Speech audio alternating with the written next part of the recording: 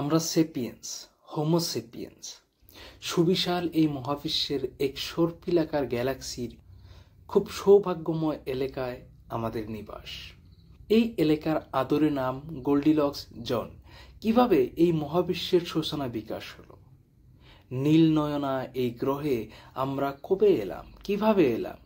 এসব চিরিচিত জিজ্ঞাসার উত্তর আমরা হয়তো অনেকেই শুনেছি। হাল ফিলে বিজ্ঞান নিয়ে এসব প্রশ্নের উত্তর না পেলে অনেকের কাছে স্বাদটা কেমন যেন পানছে মনে হয়। আপনারা জেনেছেন পৃথিবীর অবস্থাকে জগতের কেন্দ্র থেকে এক কোণায় ঠেলে দিয়েছিলেন কোপার্নিকাস, কিন্তু তারপরও আমাদের বিশেষত্ব ক্ষুণ্ণ হয়নি। এটা মনে হয় আমরা সবাই জানি। ডারউইন এসে বুঝালো আমরা আলাদা কিছু না, বরং অন্য অন্য পশুর মতো একই। তবু আমাদের স্বপ্নগুলো ধূসর হয়ে যায়নি। আমরা এখনো স্বপ্ন দেখি, গল্প কবিতা লিখি, কল্পনার ঘুড়ি উড়িয়ে দিয়ে নীল আকাশে। বিজ্ঞান, সৌরজগৎ, হোমোসেপিয়েন্স, ইভলিউশন, এই শব্দগুলো শুনলেই কিরকম একটা অন্যরকম একটা অনুভূতি হয় আমাদের, তাই না? যখন আমরা কোনো ফ্রেন্ড সার্কেল মিলে কথা বলি, যখন ওইখানে ওই কথার ভিতর কোনো ফ্রেন্ড আমাদের বলে যে বিজ্ঞান এই কথা বলেছে, তো আর কোনো ফ্রেন্ড ওই বিজ্ঞানের উপরে আর কথা বলার সাহস হয়ে ওঠে না। কারণ বিজ্ঞান আমাদের অনেক কিছু দিয়েছে। বিজ্ঞানের সুধা পান করে আমরা অনেক কিছু জানতে পেরেছি, যেই কথাগুলো হয়তো আমরা আগে জানতাম না, বা বিজ্ঞান যদি আমাদের না জানাতো তাহলে আমরা হয়তো কোনোদিন জানতেও পারতাম না। তাই বিজ্ঞানকে আমরা সম্মান করি, বিজ্ঞানকে আমরা অগ্রগতি মনে করি, বিজ্ঞানকে কখনোই আমরা অবমাননা করতে পারি না। কিন্তু কিছু কিছু মানুষ বিজ্ঞানকে অন্ধর মতো বিশ্বাস করে। এই অন্ধবিশ্বাসটাই খুব একটা প্রবলেমেটিক সিচুয়েশন হয়ে দাঁড়ায় আমাদের মাঝে। আমার প্রফেসর একবার আমাকে বলেছিল যে হাসাব, তুমি জানো বিজ্ঞান হলো মাহফলের মতো, দেখতে খুব সুন্দর টকটকে লাল, কিন্তু এর ভিতরে কালা, এর ভিতরে ছাই, ব্ল্যাক। বিজ্ঞানের কিছু কিছু অংশ আছে যেই অংশগুলো অনেক খারাপ, অনেক কালো। যেই কালো অংশগুলো আমাদের সামনে কখনোই হয়তো আসে না, যেই কালো অংশগুলো কখনোই হয়তো আমরা খুঁজতেও যাই না, বা আমরা কখনো ওইটা শুনতেও চাই না।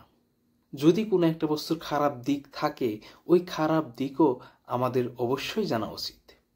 এরকম একটা বই নিয়ে আজকে আমি হাজির হয়েছি আপনাদের সামনে, যে বইটার নাম হলো Homo sapiens retailing hour story.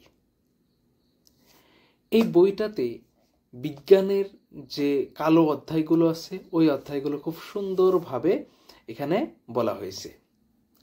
কিভাবে বড় বড় সায়েন্টিস্টরা, কিভাবে বিজ্ঞান মস্তিষ্ক মানুষরা ভুল থিওরিকে জোরপূর্বক ওইটাকে সত্য বানানোর চেষ্টা করেছে, সে সব এখানে তুলে ধরা হয়েছে। এই বইটার আরো একটা চমৎকার গুণ হলো, এই বইতে আপনি দেখতে পারবেন এই বইটা সম্পূর্ণ বই কালার কোডেড করা। অনেক সুন্দর সুন্দর ছবি এর ভিতর দেওয়া আছে, অনেক সুন্দর সুন্দর ছবি এর ভিতর দেওয়া আছে। ইভেন মাঝে মাঝে দেখবেন আপনি বস্তুগুলো কালার করা আছে, ঠিক আছে? আর বইটা সম্পূর্ণ বই কালার গ্রেডেড হওয়ার জন্য পড়তেও অনেক ভালো লাগে, ইভেন পড়েও মজা পাওয়া যায়। আরও একটা শেষে আমি আপনাদেরকে বলতে চাই যে বিজ্ঞান সব সময় পরিবর্তন হয়। যেরকম আমি যদি একটা উদাহরণ আপনাদেরকে দিই, যে ধরেন 2007-এর আগে আমরা কি জানতাম যে গ্রহ পৃথিবীতে 9টা।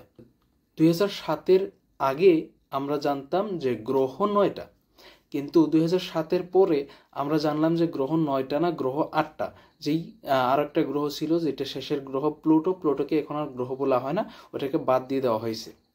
এখন ধরেন কোনো একজন লোক 2007-এর আগে মৃত্যুবরণ করেছে, এখন উনি তো জেনেই মৃত্যুবরণ করছে যে কি গ্রহ 9টা, কিন্তু এই যে উনি ভুল জানলো, উনি কি জানলো? ভুল জানলো। কেন? কারণ উনি বিজ্ঞানে পড়েছে গ্রহ 9টা, কিন্তু অ্যাকচুয়ালি গ্রহ 9টা না, গ্রহ 8টা। তাহলে এনাকে যে ভুল শিক্ষা দিল, এই ভুলটা কে শিক্ষা দিল? এই ভুলটা বিজ্ঞান শিক্ষা দিল। সো বিজ্ঞান পরিবর্তন হয় আর পরিবর্তন হতে থাকবে, এটাই বিজ্ঞানের ধর্ম। যে এই পরিবর্তনকে মেনে নিতে চায় না, সে আমার মনে হয় না খুব একটা ভালো বিজ্ঞান বোঝে। এই বইটা আপনার চিন্তায় মিষ্টি হাওয়া হয়ে মুখরিত হতে চায়, কানে কানে বলতে চায়, এসো আমাদের গল্পটা আরো একবার শুনি, একটু ভিন্নভাবে, একটু ভিন্ন দাসে।